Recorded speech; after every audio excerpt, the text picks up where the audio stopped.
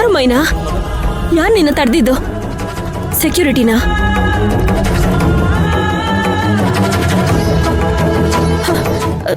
ರಾಜೇಂದ್ರ ಅವರ? ಅಲ್ಲ, ಅವ್ರ ಹೆಂಡತಿ ಸೌಪರ್ಣಿಕಾ ಮೇಡಮ್.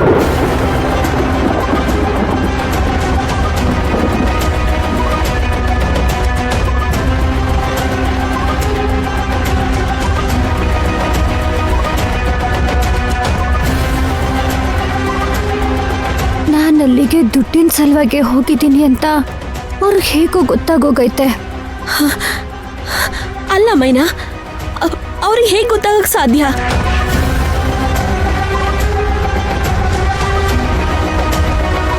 ಅದೇ ನನಗೂ ಗೊತ್ತಾಗ್ತಿಲ್ಲ ಮೇಡಮ್ಮು.